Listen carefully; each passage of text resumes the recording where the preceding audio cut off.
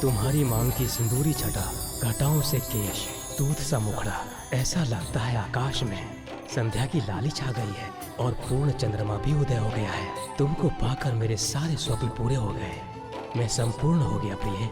मेरे सिंदूर ने आज आपका मन हरा है प्राणनाथ, किंतु आपने तो पहली दृष्टि में मेरे मन का हरण कर लिया था और मैं जान गई थी कि आप ही मेरे सब कुछ हैं। वो कैसे प्रिय?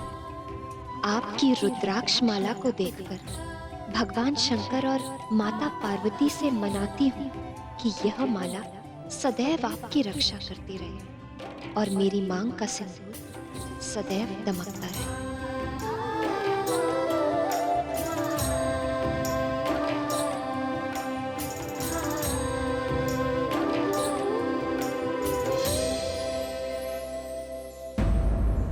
सिंदूर की सुंदरता अपने स्थान पर, किंतु उसका वास्तविक महत्व तो नारी ही जानती है।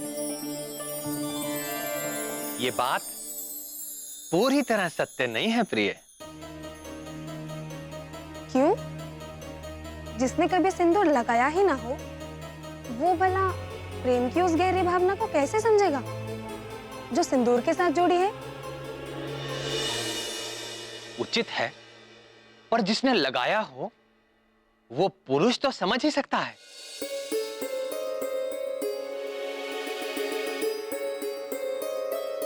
हे अव्यक्त, ऐसा कौन सा पुरुष है जो सिंदूर लगाता हो?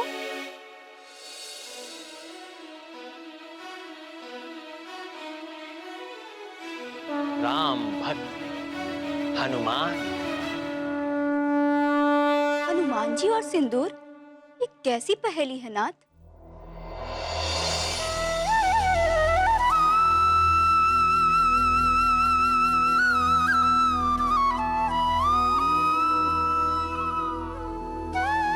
ये पहेली तो वो ही बूझे जो सिंदूर लगाती। ठीक है, हे अंतर्यामी, मैं ही बताती हूँ। ये घटना तब की है जब प्रभु श्री राम रावण का वध करके अयोध्या में लौट आए। सारे वानर तो किष्किंधा लौट गए, परंतु राम भक्त हनुमान अपने आराध्य के चरणों को छोड़कर कैसे जाते। अंजना नंदन प्रभु श्री राम की सेवा में अयोध्या में ही बने रहे। एक बार मंगलवार के दिन जब हनुमान जी राजसभा में पहुंचे तो सभी लोग उनको देखकर चौंक पड़े। क्यों? हनुमान ने अपनी पूरी देह पर मुख से लेकर पैरों तक सिंदूर का लेप लगा रखा था।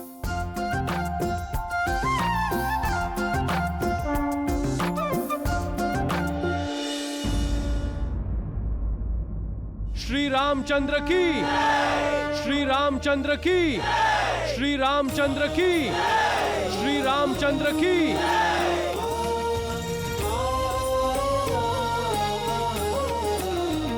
सभी सभासद तो उपस्थित हैं, किंतु पवन पुत्र हनुमान कहीं दिख नहीं रहे। जय श्री राम।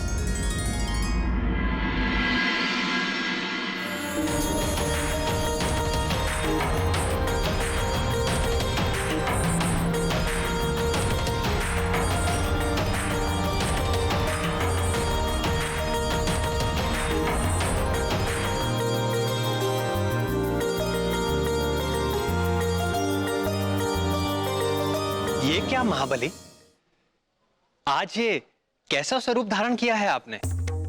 आपकी प्रसन्नता के लिए प्रभु। मेरी प्रसन्नता के लिए? आपसे ये किसने कहा कि मैं किसी विशेष रूप से प्रसन्न होता हूं, और वो भी इस रूप से? ये ज्ञान तो मुझे स्वयं माता सीता से मिला है प्रभु। जानकी से? जानकी ने आपसे ऐसा क्यों कहा और कब कहा? आज प्रातःकाल संध्या वंदन के पश्चात जब मैं माता सीता से प्रसाद पाने गया,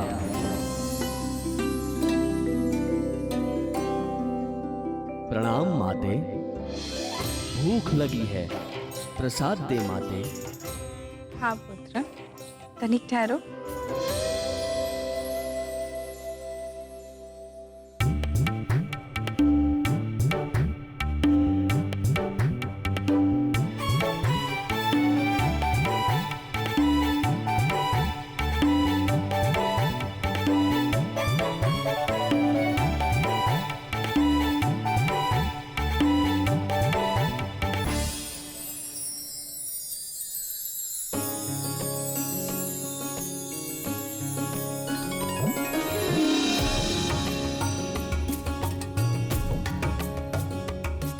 माते, एक प्रश्न पूछूं? महाज्ञानी हनुमान हमसे कुछ जानना चाहते हैं। अवश्य पूछिए अंजना नंदन। माते, इस दिव्या के ना खुलने से आप इतनी व्याकुल हो गईं और मिलते ही सदा की भांति प्रसन्न हो गईं माते।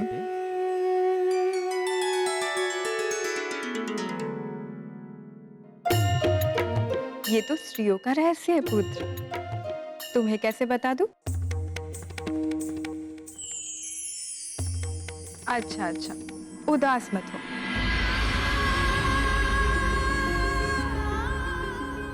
देखो, इसे सिंदूर कहते हैं आंजनेय। इससे क्या होता है माते?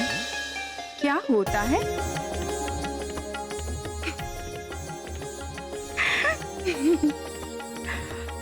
आप भी भोलेनाथ की तरह भोले हैं हनुमान।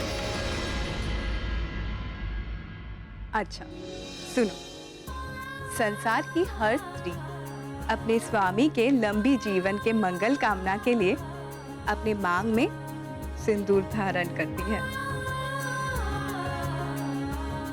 और मैं भी इसीलिए सिंदूर लगाती हूँ। इसे लगाने से आपके स्वामी दीर्घायु होते हैं और वे सदैव मुझसे प्रसन्न रहते हैं। इसे लगाने से प्रभु दीर्घायु होते हैं और प्रसन्न भी होते हैं माते। हाँ पुत्र, वे प्रसन्न होते हैं। धन्यवाद माते, आज्ञा दीजिए। अरे हनुमान, तनिक सुनो तो पुत्र। श्री राम जय राम जय जय राम, श्री राम जय राम जय जय राम, श्री राम जय राम जय जय राम, श्री राम जय राम जय जय राम। इसलिए मैंने भी सिंदूर लगा लिया प्रभु। किंतु हनुमान, जानकी तो चुटकी पर सिंदूर लगाती है, परंतु आपने तो अपने शरीर का कोई भी हिस्सा रिक्त नहीं छोड़ा। मैंने सोचा प्रभु, केवल चुटकी भर सिंदूर लगाने से आप दीर्घायु हो जाते हैं, तो यदि मैं संपूर्ण देह पे सिंदूर लगा लूं तो आप चिरंजीवी हो जाएंगे और पृथ्वी छोड़ के कभी भी अपने धाम नहीं जाएंगे प्रभु। सदैव हम भक्तों के पास ही रहेंगे प्रभु।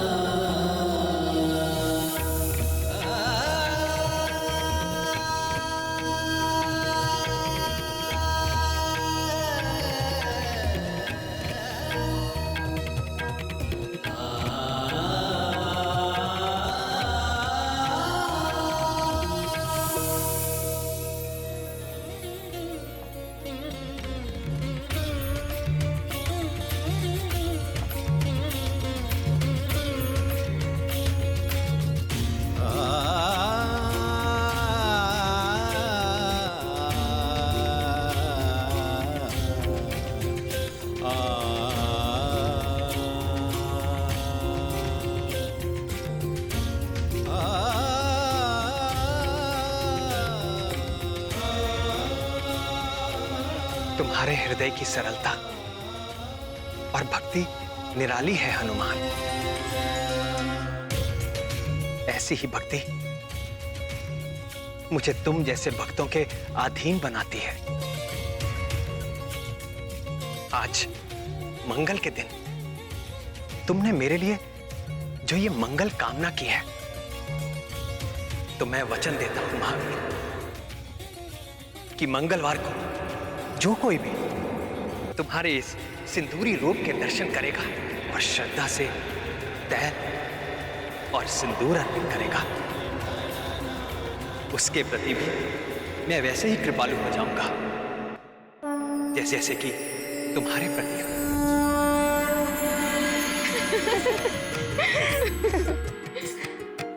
तो ये है सिंदूर का महत्व, जिसे स्त्रियां ही नहीं हनुमान भी जानते हैं।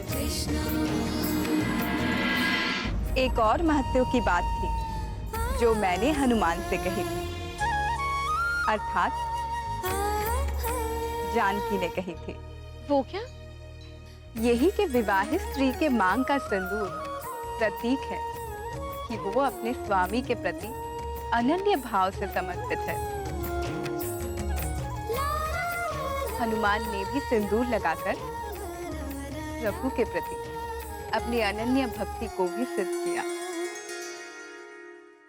सत्य है, पवन पुत्र हनुमान के लिए न तो कोई और दूसरा देवता है और न ही प्रभु का कोई दूसरा रूप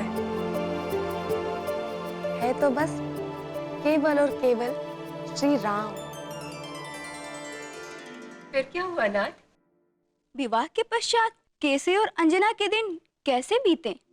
केसरी और अंजना एक दूसरे को जीवन साथी के रूप में पाकर तृप्त हो गए थे, किंतु बहुत काल बीत जाने के बाद भी जब उनके आंगन में शिशु की किलकारियां नहीं गूंजी, तो भीतर ही भीतर केसरी को यह संताप खाने लगा।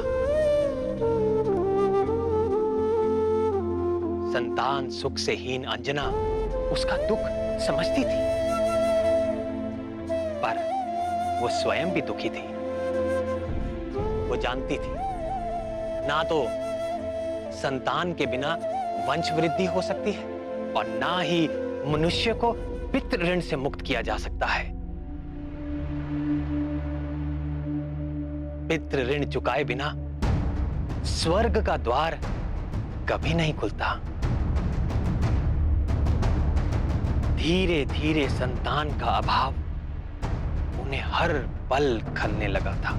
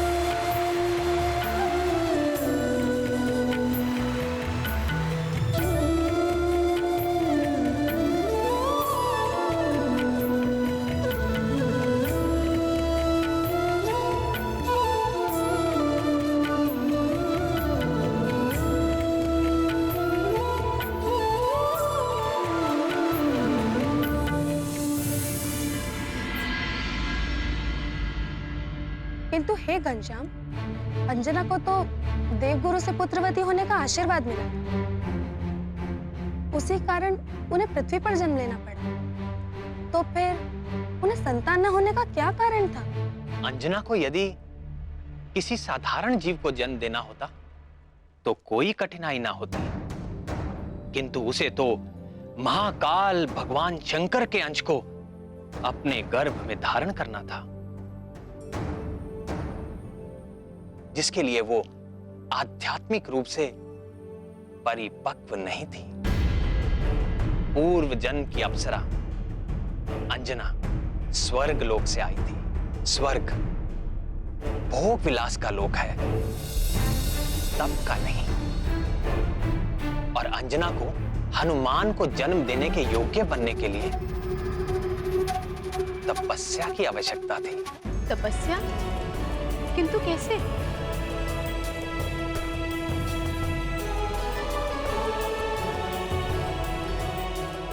किंतु कैसे? यही बात तो केसरी और अंजना भी जानना चाहते थे कि वो संतान पाने के लिए क्या करें, कैसे करें।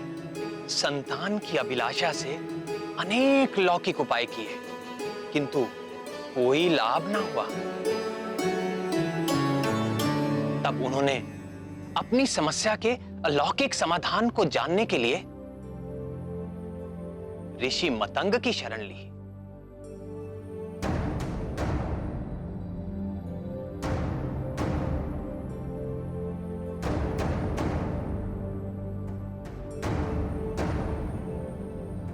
ये वही ऋषि मतंग थे जिन्होंने मेरे राम अवतार के समय परम भक्त शबरी का मार्गदर्शन किया था।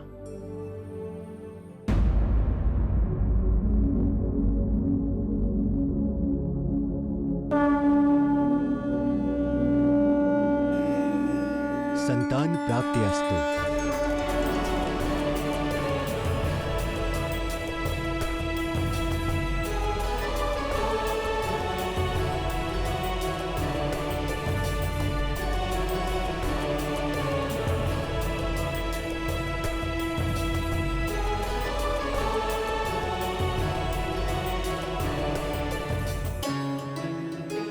तुम दोनों ऐसे चकित भाव से मुझे क्यों देख रहे हो? आपने तो बिना मांगे ही हमें मनचाहा वर दे दिया। अब एक समाधान और कर दे ऋषिवर।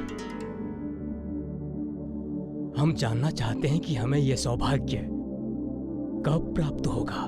केसरी, तुम्हारी मनोकामना अवश्य पूर्ण होगी, परंतु देवाधिदेव भगवान शंकर का आशीर्वाद प्राप्त करने के पश्चात भगवान भोले शंकर को प्रसन्न करने के लिए अंजना को 12 वर्षों तक कठिन तपस्या करनी होगी।